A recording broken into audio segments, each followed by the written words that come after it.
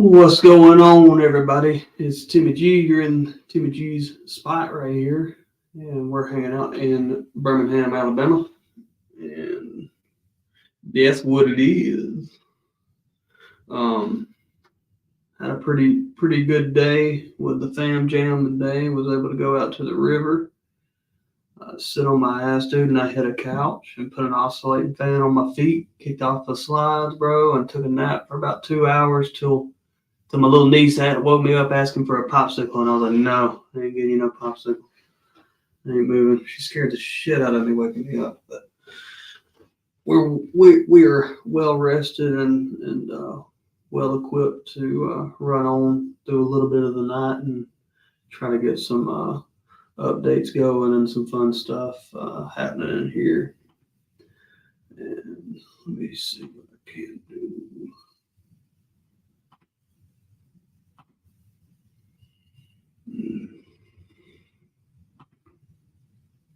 I'm gonna wait for some people to drop in here. I know this is recorded, so I'll just clip all this out and make myself look better because that's what the game is. Not like I need help making this beautiful face look better. I'm gonna pull up the chart real quick for crash because y'all know I'm a crash addict, bro. Y'all know I'm crashing. Let's see here. I'm gonna full screen it for myself. Hanging out at a $14 million market cap right now. It's dropped significantly through the day, but nothing too alarming. At least it's a steady decline. We got good buying pressure right here, and I mean, you see the candlestick with the wick right there. It ain't gonna let it drop much further, man. And I truly believe that this coin is getting to the point of testing that conviction that everybody's been talking about in the community and really seeing how far that goes and what you want to achieve. And dude, I'll be honest with you, if I'm crash, I'm wanting to see that out of this coin. I'm wanting to see if the talk backs the action. And if everybody is really as convicted, I wouldn't, and from what I know, the limited information that I've been given, which is not much more than what you've been given if you go do the digging, if any, none at all, really. That because everybody's following a story, everybody's following a narrative with this is the fact that they're backing the individual of Crash. Now, that being said, the creator of this coin, Dicey, again, you're gonna hear me say the same thing over and over. Is old buddy is doing the damn thing, staying in there strong, doing. I mean, there's no sway. This is not a one hit wonder. This is not a Bush League action here. This is the real deal. These guys that are in this, the leaders of this coin and in the Telegram, they're dogs, bro. They're not letting no bullshit through. The chat's heavily guarded and monitored for any kind of scams, any kind of links, and I think that's the only way to have a productive product is to have security and have trust in the developer, but also the team behind the developer and everybody else. This coin has seen a $40 million market cap twice. And so my conviction in it is very high, both from the limited knowledge I have on it and the standpoint of trading cryptocurrency and my personal conviction in the community as it is. And y'all heard me toot that same horn over and over and over. But just for a second, I'm going to put it on me. And I just want to say happy fucking 4th of July.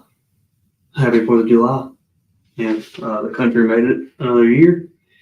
And stuff politically, if you're paying attention on either side, I believe that it ain't looking too sharp on either side. I've obviously got my tendency to lean one way or the other, but it's a very interesting time in this country's history. And I was talking in a in a space with some guys, and I said, man, just imagine some kid out there is getting out for the first time, away from the parents tonight. He's going, and he might run into a girl, he might get his first kiss, he might drink his first beer. Just the nostalgia of fucking 4th of July, dude. Fireworks going off in the background. Adults are drinking and having a good time. Dad's letting you take the boat out on the river for the first time by yourself with a group of friends. He's handing you, you behind the center console, just, freedom, bro, freedom. And I walked in my girlfriend's dad's garage, and I saw his '69 Chevelle sitting in there, and I was like, damn, man, that is America as fuck right there. That is the key. The good times are where you make them. The good times, I believe, are right now. I like to think that I'm living in the good times, because if I look back at anything, even when I was getting sober, even when I was living in a halfway house, even when I was in rehab, man, I think back on those times today, I'm like, man, it really, it sucked, but it was good times. I had good times in most areas of my life. Now, there's been some shit. That's just life, but overall, I live a pretty good life. If I really look back on it, I think America and everybody needs to, this is a time to reflect, because I don't believe anybody was there in 1776, but we're here right now. Everybody is here today. Real grass. Go touch some grass. Go smoke you a cigarette. Kid smoking his first cigarette tonight. That sucks for him. Kid, it's just, dude. God, man, to be young and 13 and 14 and 15 and going out and night shires when you're 17, 18 years old, and to while out, and now we got bills. Happy 4th. Now we got bills and we got grown up shit to do, and that's all good. And that's something that I talk big on in the spaces when I get a chance to, is if maybe you have everything riding on a cryptocurrency right now, maybe you have everything tied up in a mortgage, maybe everything's tight, maybe there's all kinds of circumstances that can happen. But if you're watching a coin like I'm watching, man, like I'm blessed to be able to have the opportunity to put anything towards any project at any given time, and that's just the way I look at it. So I'm on borrowed time, and ever since 2017 when I got sober, I believe that to my fullest extent is I'm on borrowed time, and if I can live in the moment right now, if I can rock with what I got going right now, I can believe that if things are bad, they'll get better. And what's that movie with Leonardo DiCaprio? Catch Me If You Can, when he's sitting there talking to his dad, and he's like, is it Catch Me If You Can, or it might have been Johnny Depp and Blow. But his dad looks at him in either movie, it don't matter, and says, when you're up, it's never good enough, and when you're down, it never feels like it's going to be good again. And that's just not the fucking case, dude. That's not what I've found with anything. If I take the time and look back and reflect honestly on every situation, even the bad ones, dude, because I've been through, having a baby with another woman than what I'm with right now. My baby mama. I got a baby mama. I've been through having to get put on child support and thinking that what I have to pay towards the child support is going to be the straw that breaks the camel's back. I've been through, how am I going to pay these light bills and do this and pay for this car and food? I've been through it. I've been through the trenches in recovery and in business. And every single time I look back at it, I'm just like, man, what a privilege to be able to go through those things and be on the other end of the day looking at a chart. It's kind of sick to think that anything is that any of the cards are stacked against me, because the only cards that's ever been stacked against me in my life, I've stacked them there 100%. I feel like anything that's going wrong in my life, I ain't to say that nobody's done anything wrong to me, but I've placed myself in a position to be hurt I place myself in a position, and as a man and as a grown up, I believe at some point I got to make that conclusion for myself, and then I can move on. But yeah, so sorry to get all heart spill on you. And then the fireplace is red back here because that's mostly what we're seeing today. That'll be what I start doing to kind of gauge this chart right here. It'll be yellow if it's stagnant, but it is dipping, man. And that's the thing is I've heard a lot in the chat of I wish it was a little bit lower so I can buy more. Where it's I believe it's as low as we're going to see it. And, I said the same thing last night. It dropped a little bit lower, and that's the nature of the beast, dude. It's the nature of the beast. But what's your conviction, dude? Where are you at with it? Are you all in? Are you playing? And that's for you to answer. But for me, being as long-term play as it is for me, I've been buying more. I went and bought another $1,000 worth today, and the only thing my selfish mind is thinking about when it's doing that is, man, this number could have been when I paid this much for this movie. It's just it's all rocks, dude. It's fugazi. It's just speculation of what could have happened. And here's the thing: is what happened is what happened, and I'm willing to deal with the consequences if this project that I believe in, which is not, it's the furthest thing from my mind, goes to fucking zero, and I feel that way about it because, when you see something in a group of people pushing something that's right and pushing something that they know they want to happen for other people, and they want to be active in keeping the community safe and guarded and transparency, dude, in everything that happens. I think Dicey's talking about moving his portion to another hard wallet, not removing it and putting it in wherever he's going to put it. That's his business. And just keeping everybody up to date with the stuff that is going to happen, because I've been in other projects where enormous wells have moved enormous amounts of coins, and everybody's like, oh, they're probably going to do something. Oh, God, Armageddon, and I'm like, come on, bro. My mind likes to think I'm a lot more special than what I am, dude. When I'm sitting in here making a $40 trade, watching how much it makes the ticker go down, it's like, come on, dude, give yourself a break. Are you in? Or are you out? And at the end of the day, I've made that decision. I've said this in the chat too. I can sleep on it, dude. I ain't got to worry about that decision no more. That decision's made.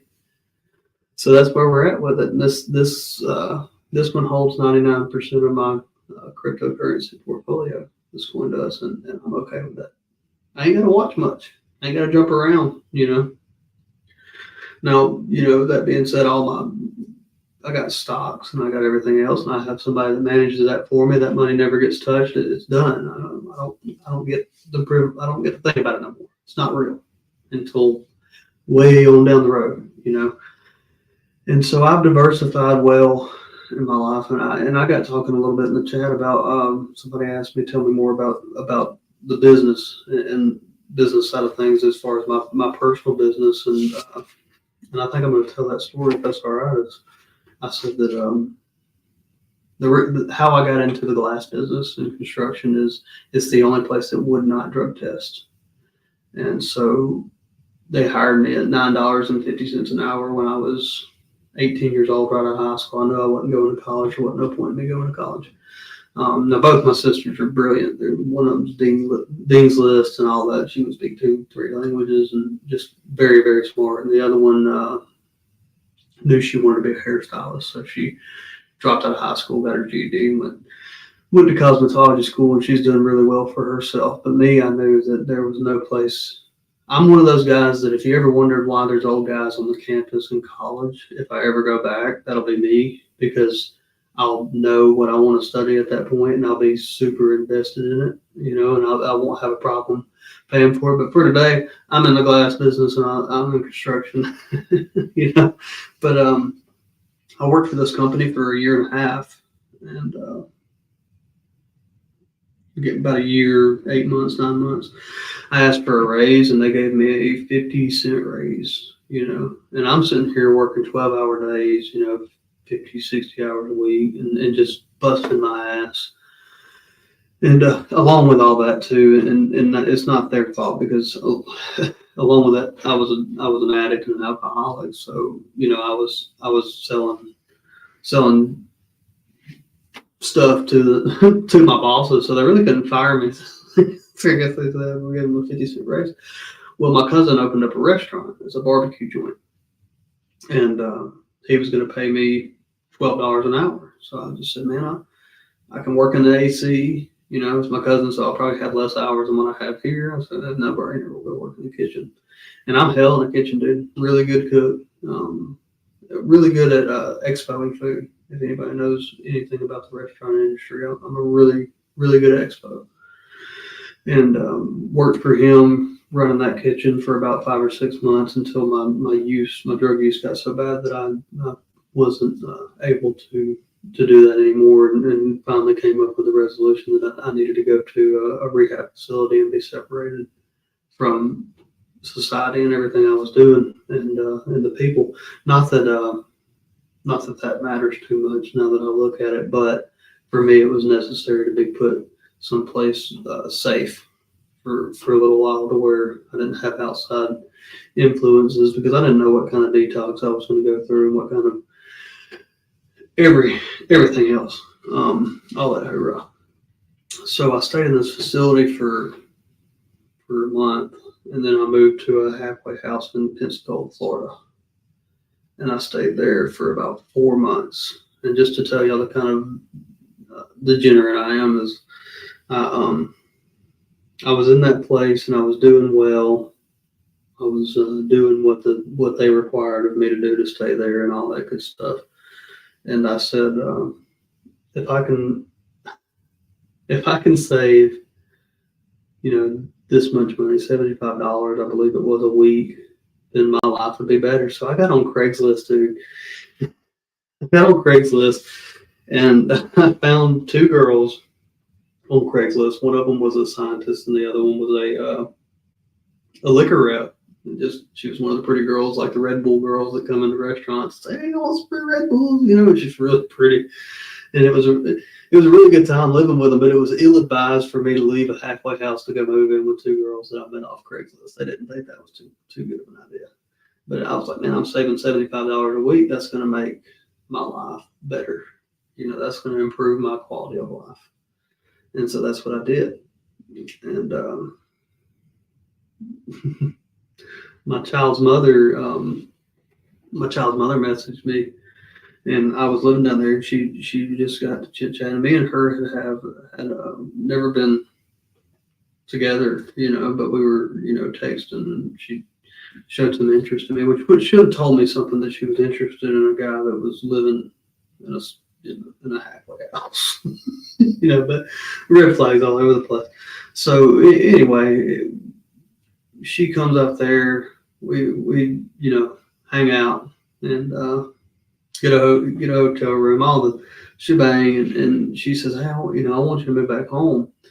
And so I get back home, and it's probably 3 months before I'm drinking and back to the same old bullshit. So I moved in with her parents, and something about myself that I want y'all to know is I am a fucking cockroach. For 10 years of my life, I lived like a cockroach. I would jump from your couch to their couch to their couch and back to your couch until you asked me for a $35 water bill per month.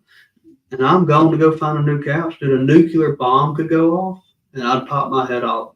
I'd be fine. Everything was good, And so I was a couch surfer, man. And that's what I was all about. And I loved living like that, dude. Something about me loves chaos. I love chaos. I thrive in chaos. And I've come to find out that's really good for business. It's a really good business owner trait. I watched a podcast today. A guy said, hey, man, you know who good entrepreneurs are is the C students in class. Not the A's, not the B's, the C's, the people that are too bored to pay attention to it. They understand enough what's going on to get by, but they got other stuff in their mind. And I always have other stuff in my mind. and at one point in my life, the only thing that was on my mind was drugs and alcohol. So, my life reflected that with 3 DUIs and, domestic violence charges and all kind of chaos. But I think I was arrested 6 times in the course of like 5 months when I was 18, 19 years old, just bad time, bad. I wasn't bad, in my home, but I just did bad shit, and because I love chaos, child of chaos. So fast forward, I get out of that place and I'm sober. I'm moving back in with this girl that likes me, and I'm still sober. This is within the 2 months that I wasn't before I started using after I moved in with her. And I got another glass job with a guy in Birmingham, and he didn't pay me well, but it was easy work, and he showed me a lot of what I do right now. A lot of cutting glass, a lot of meticulous stuff with the trade. And this guy's 65 years old and pretty much worked by himself because he was an asshole.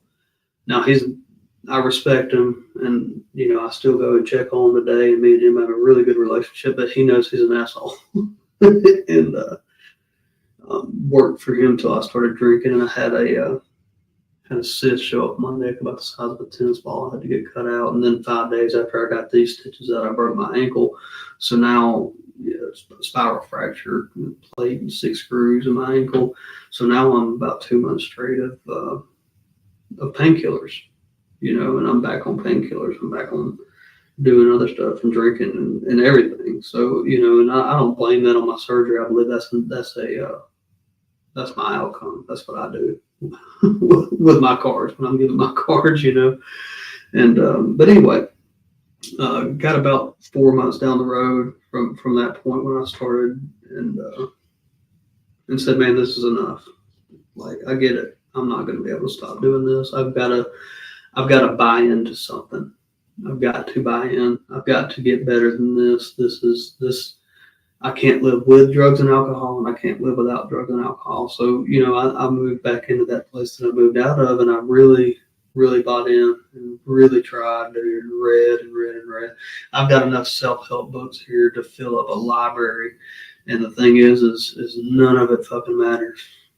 None of it matters. None of the self-help shit matters. What matters is the implication of what's in those pages, the implications of principles in my life that work for me, and that's the big part of it, is putting it into action. Because your mouth can tell me whatever the hell your mouth tells me, but I want to watch what your ass does, and that's all I need to know. So I got with Pensacola Glass out there, and they put me on like y'all ever been to Gulf Shores? Anybody in here ever been to Gulf Shores? I put all, not me, because it's a $2 million, $3 million job. But I put in a significant portion of that glass in that building from start to finish. And I was working on the beach, and I wasn't making great money, but I was working long hours, and I started to learn the trade more. And actually, they put a lot of trust in me to get stuff handled for them, which felt better than what the money did, to be honest with you. But, I moved back to the halfway house after I found out that my child's mother was pregnant. And I don't think it was due to my child's mother being pregnant that I went back. I think I literally came to just a point in my life where I was ready to do anything to stop living like I was living. I was just done, And but anyway, so the whole time I'm back in a halfway house, I'm a deadbeat dad already 9 months before my child's born. I've been, that woman hated me for a long time. Sometimes I still think she might hate me a little bit, but we have a good relationship. We get along today. But anyway, we tried to work that out. And I was in this halfway house working at this glass company and learning and trying to be better and trying to make more money and possibly maybe move her out there. I didn't want to move back to Birmingham because at that point I hated Birmingham, and something happened in those 9 months that really held a lot of depth and weight with me, and that was that, I'm the problem. I am the problem. If you want to see what the problem is in your life, get a fucking mirror. And if you want to see the whole problem, get you a full-size mirror. That's just my opinion. And you can take it however you want to take it. That's my story, and that's the way I feel. That's not to say that people are not victimized, because I've been victimized by crash cryptocurrency for making too much fucking money. I'm sorry I didn't have to do this. It was a good spin. But anyway, I'm at this. I'm living in Pensacola, and my child's finally born, and I was able to make it. And got the call at 11 o'clock and make it to Birmingham in 3.5 hours. And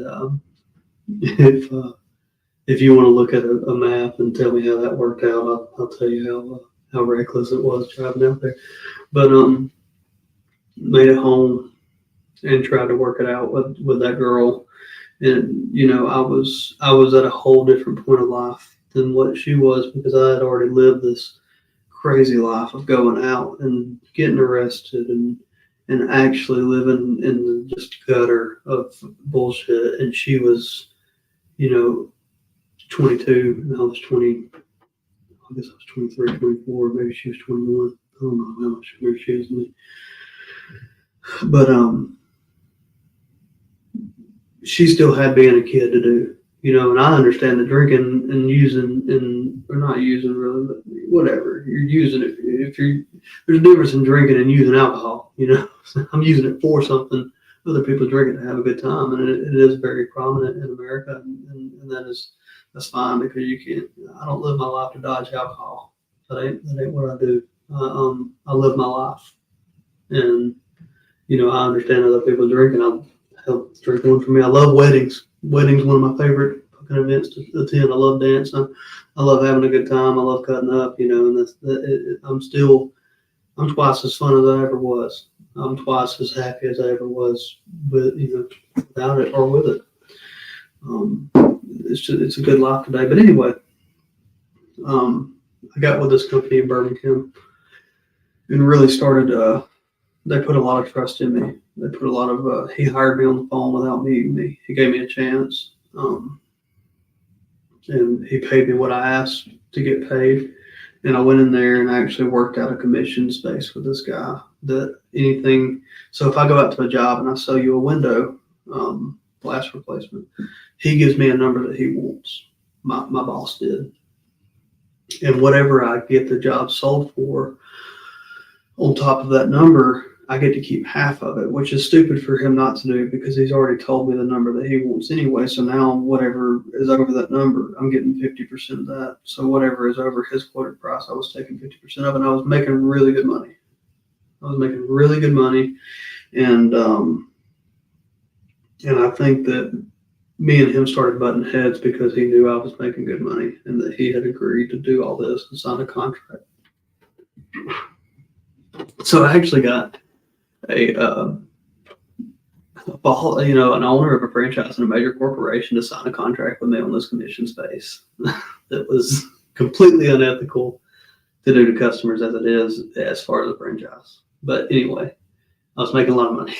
And he sent me to the distributor one day, and I was talking to the ladies at the distributor, and I cut up with, my girlfriend knows how I am. I love cutting up with people, and they gave me a material receipt, and I was able to see what we paid for material versus what we were charging for material. Now, without my commission on top of this, I could take this number, and there's no way that I need y'all. Don't need y'all. And that's where I got is I don't need y'all. So the last argument we got in, I looked at him, and he looked, and I was arguing with him, and I was just like, man, look, I don't fucking need this place, dude. You think I can't go out on my own and do this right now on my own? And he was just like, well, yeah. I said, I'm gone,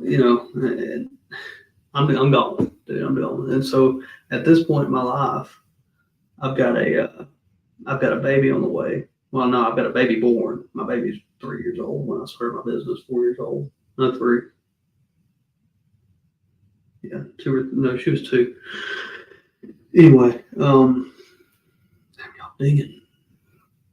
She was 2, and I had just got a mortgage, my first mortgage on a house, and I just got put on child support. And I was like, dude, this is crazy that I'm about to leave this kind of money to go try to start a business for myself right now. And I'm like, how the fuck am I going to make this work? But one thing led to another, man, and I advertised. Let me mute this, guys. I'm sorry.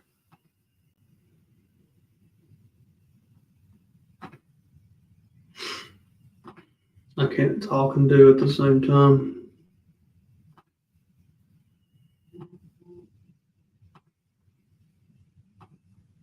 There we go.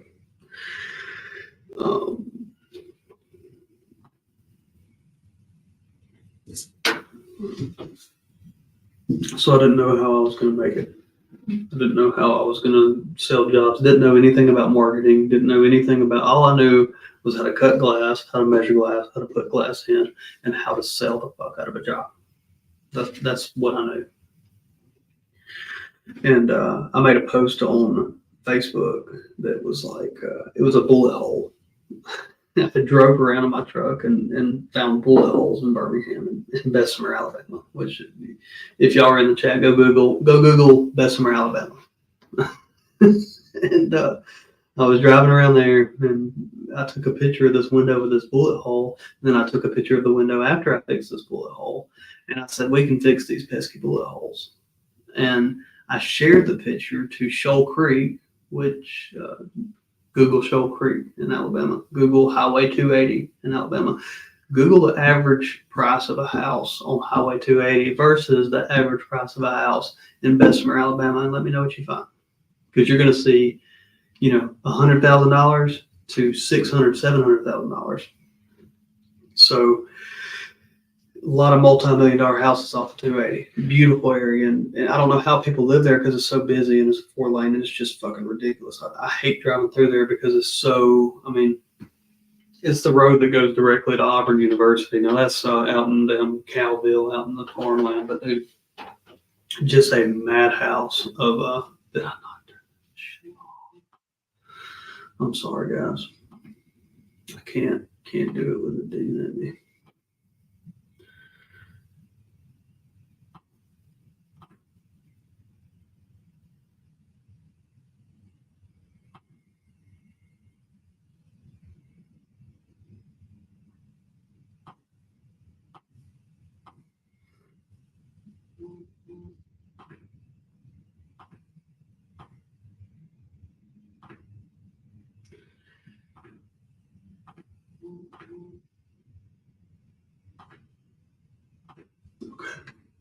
Dude, I hope that did it. That is getting on my nerves.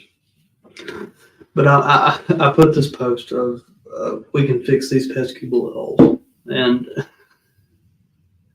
I had Karens from Mountain Brook and messaging me and saying, we don't have those kind of problems in our neighborhood. We don't have bullet holes in our neighborhood. And I would respond to them and I would say, well, surely you don't think that the only kind of glass I fix is ones with bullet holes in them. I can fix it if it's got a crack or if it's fogged up. I don't need a bullet hole to be able to fix your glass. And some of the people, the majority of them, got back to me and said, man, that's hilarious. That's funny as shit. Like, you took something of a house being hit with a 9mm and made it a marketing strategy, And a lot of those people I still do work for today. I got caught up with a lot of property management companies that are for Section 8 houses that they give me a minimum. They're getting paid by the government. They know that the check is going to clear. They're just a middleman. They're putting some on top of my price. And the same thing I was doing with the other company I work for. They're contractors. I'm a subcontractor. So they're just putting what they need on top of my quote and approving it to me, and I'm going to get the job done. And man, it just worked. It snowballed into this. I went from this little bitty, man, I'm going to take a picture of my truck and block out my phone number and stuff on it. But I'm going to take a picture of my truck and show y'all what this little piece of shit, 1996 S10 with a wooden glass rack, that truck made me $70,000, $80,000. A 4-cylinder S10 out there in Birmingham with ropes tying little pieces of glass on, and me going up to the distributor looking like some hick from Alabama. But dude, The distributors were awesome. After I got the LLC set up and everything, dude, which was easy. Everything about this, I tell if you're setting up a business, easy. Taylor Brands or whatever other company, set it up, and they'll send you everything you need. Now they'll push a bunch of other shit on you too that you just got to tell them no. And that's another thing too. You don't know how many times that I've purchased something and then canceled the card. Just went and got a new debit card because I didn't want to deal with them. Not that it was a monthly subscription, but because they're calling you saying, "Hey, you got to do this. You got to do this. We need to get." No, yeah, I've got a CPA. I've got a tax guy. I got a tax guy for all this. I don't need you to tell me what I need to do. I'd probably be in better shape if I listened to a little bit of advice. But man, I learned by screwing up, and that's the way that I learned. And but anyway, I got this. I was rocking the Celeste 10. I started getting a lot of residual business. I started knocking it out, dude. I was just grinding every day, and I told myself, I'm going to make $100 a day, no matter what.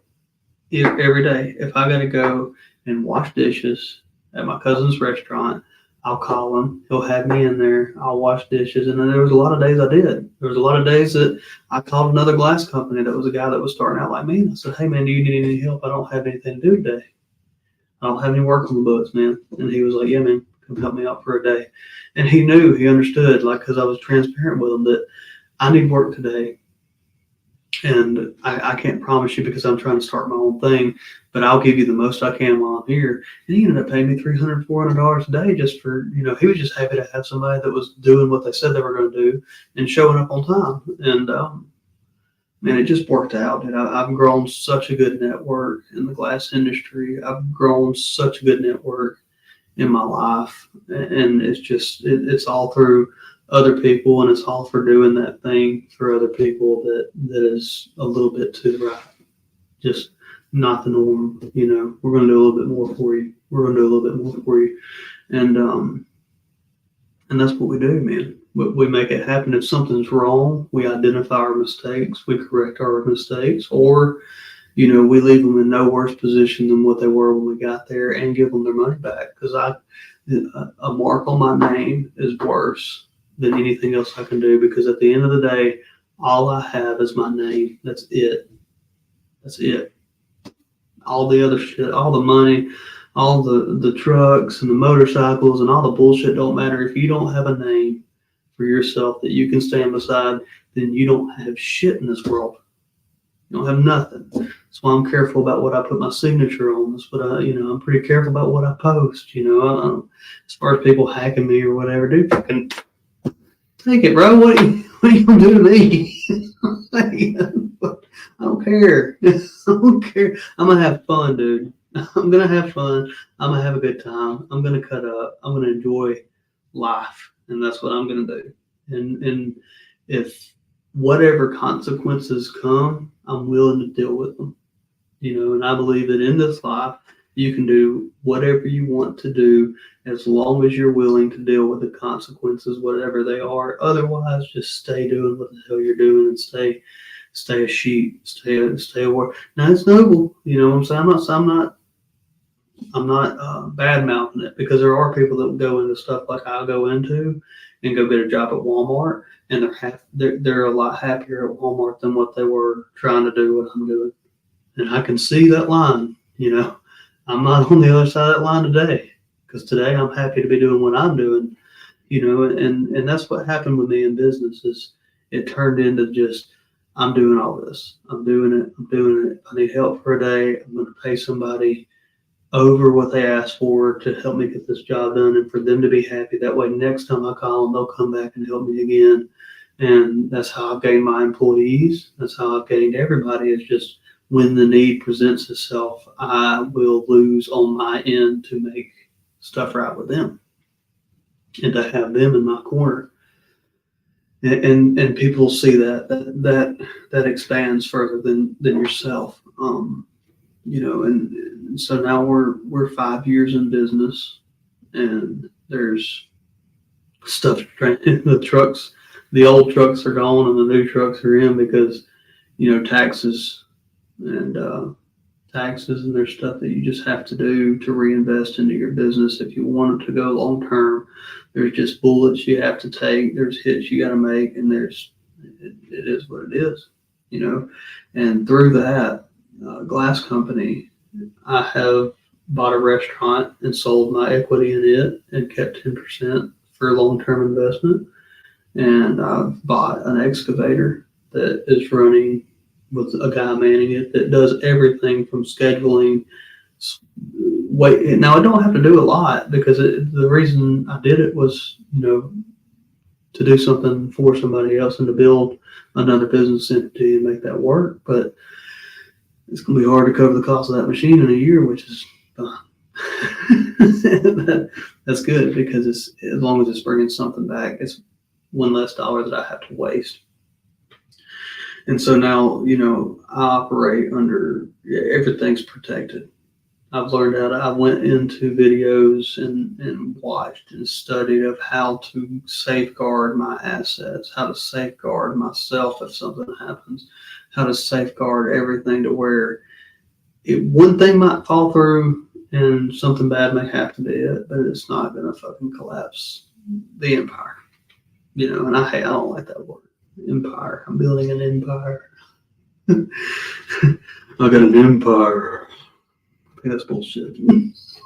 Because what I have, everything I look at in my shop, I can see every single hour. I can tell you exactly where I was when I did it. I can tell you where my mental space was when I went and bought that tool that only got used once. I can tell you everything, you know, and that's why I love sobriety. It's because I know exactly where I was. I know exactly where my mindset was. Stuff makes a lot more sense when I can look back at it and say, damn, you know, that's the reason I did that. Was because it was necessary at the time, you know. And now it may not be necessary, and I can sell it, and that's my choice too. But it's been a road. That's how my business got started. That's how everything, just a unusual train of circumstances brought up a beautiful a mindset. Really is what it is, and I see it all the time. I was listening to a video of a real estate investor, and he was talking, and he went to this group with his mentors, and he said he was talking to a guy that he really looked up to, and said, "Man, I'll be honest with you, dude, I'm bankrupt." And the guy looked at him and started laughing and said, "Dude, look around this fucking building. Everybody in here's been bankrupt. If you ain't been bankrupt and you're in real estate, I don't want you." you ain't doing something right, you know. And I was like, it's a good way to look at it. But I can also see where if I've done what I'm doing, being real reserved and real safe and trying to do stuff right, if the reality does set in one day and something bad happens, to where it would probably be a little bit easier to start from zero next time, because you're never starting from zero again. Once you fail at something one time, you're not starting at zero anymore. You got one failed experience to this.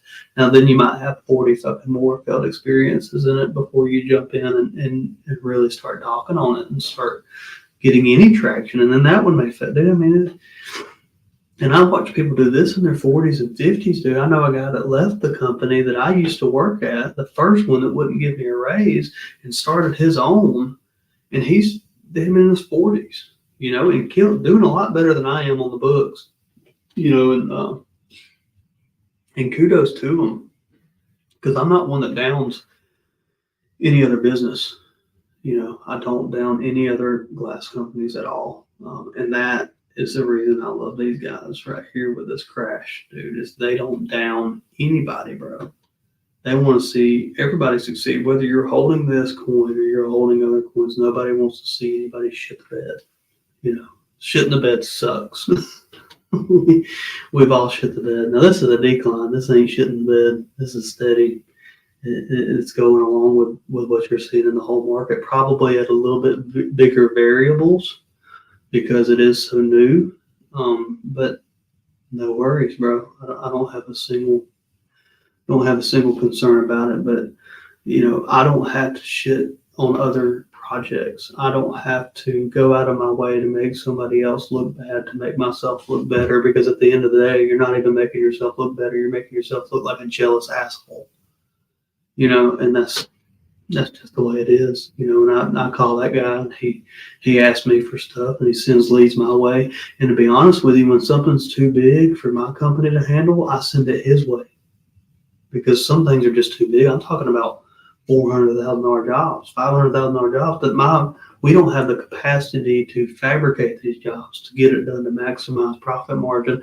And I can't handle the headache anyway because I have so many jobs, and I'm not willing to go hire 6 other people that I'll lose my quality. I don't want to lose my quality. I don't want to lose my customer relations. I don't want to lose any of that stuff. So I keep my group of guys that stay in our scope of work, and we do what we do, and we do it well every time, or it's free. We don't want nothing for it. And dude, most people don't want anything for free.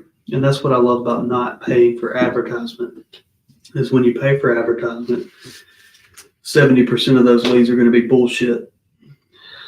But when I'm working on referral base, somebody has already told this guy, hey, this guy handled the same thing you got going on right now for me. They're ready to buy when I get there, dude. I'm not selling shit anymore. I mean, I got to okay a number with them, and that's all they got to do. They got to struck a check when I get done, and I provide exactly what I tell them to. And on that front, anything I do, if it needs any touch-up work, if it needs any this or that, I let them know up front, this is going to need to be touched up by somebody. You do not want me painting your house. I'm not a painter. I'm a glass guy. And they'd rather hear that than a bunch of, oh man, we can handle all that, man. We'll just tear this whole side of the house off. But they don't want to hear that. They want to hear honesty. They want to hear, okay, where am I going to be left after the most important person in the world leaves you? That's bullshit. You ain't the most important person in the world of them. I'm not the most important person in the world of that customer. I'm the glass man. I'm here to do glass. Done. Conversation over. How much is your quote? And life goes on, man. That's how you just stay right sized. And that's what I love about this project is we're right sized. The community is right sized. The team members are right sized. Everybody knows where everybody is, and we try to help with the dip and dodge mindsets. But dude, this is cryptocurrency that we're rocking with right here. It's not it gets temperamental when it gets to other people's money. And from what I've learned, when it comes to personal relations, pride, money, sexual relations, and these other stuff gets real icky with people about how to deal with stuff, and this involves money. So that's why I'm so, I'm not going to go tell you what to do. Personally, me, I ape. You got to ape on that. When it's under the point you bought at, to the point where it's like, oh shit, I never thought. You got to fucking ape it if you believe in the project. But if you're not involved with the project, and you're not keeping up with it, and you don't have if you don't have the knowledge, if you're just gambling, that's, in my opinion, that's a good way to lose. But this one right here, you can back test. You can go in, you can talk, you can gain information, you can personally message somebody. They'll have a conversation with you about everything that's happened. One of the team members, and maybe lead with a, hey, I don't want to say anything degrading in the chat. I just want to ask a question, and there's a way to approach everything.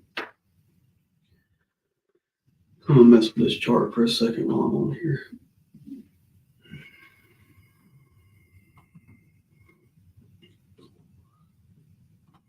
We're going to bring it to the old 4 hour. Yeah, I mean,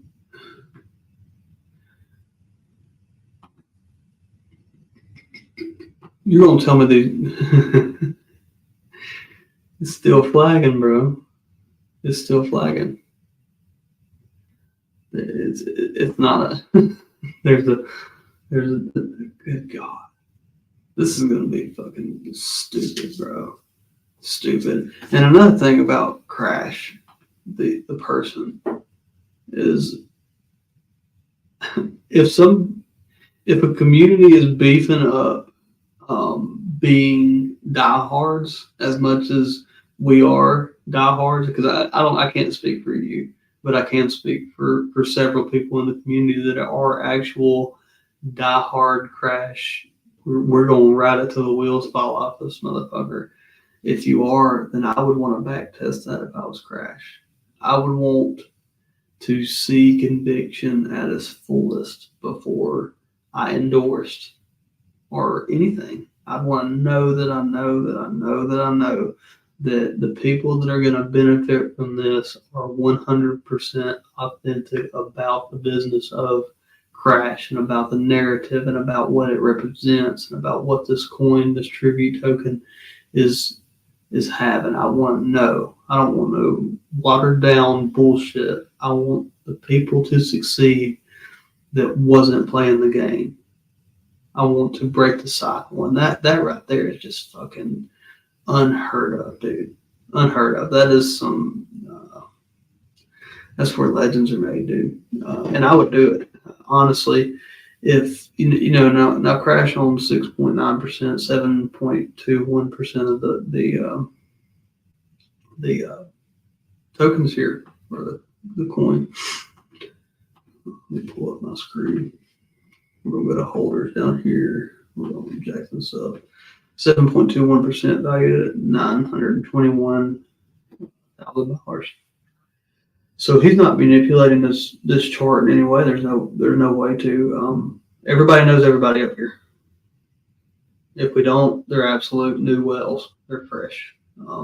Or got in early, and really everything's fresh in 2 weeks. But anyway, I would hold the no action for a little while and actually see if I could, maybe hit a little lower to see where that conviction actually stands before I ate the fuck out of it and endorsed it fully to know, hey, these guys right here, these are my people.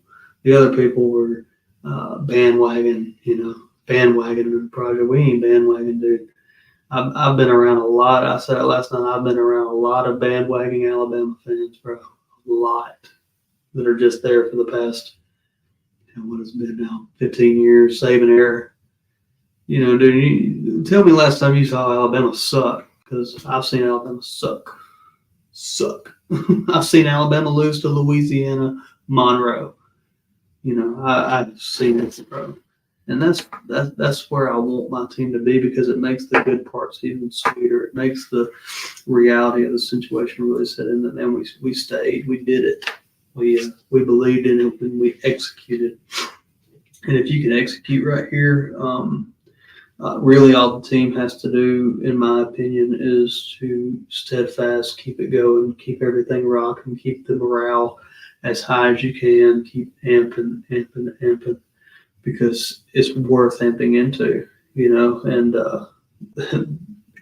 if you hold it, congratulations, bro. If you hold it, congratulations, because you are bottom, you're top floor. You're at the ground. You're ground level, bro. In a string of events that's about to be stupid. And I hope that I can pull up this video one day in the near. I don't care if it's 3 years from now. I can pull it up and say, man, that dude right there. People must have thought that son of a bitch was crazy. But man, we're gonna get it. That's almost an hour. That's close enough to an hour. I'm gonna hop off the live and I'm gonna clip some stuff, and I might start a space, just chatting and cutting up on X if anybody wants to join that, and we're gonna hang out.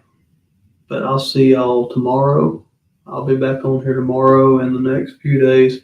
I am going out of town soon, but I'll keep y'all posted on that. Thank y'all for everybody that's watching.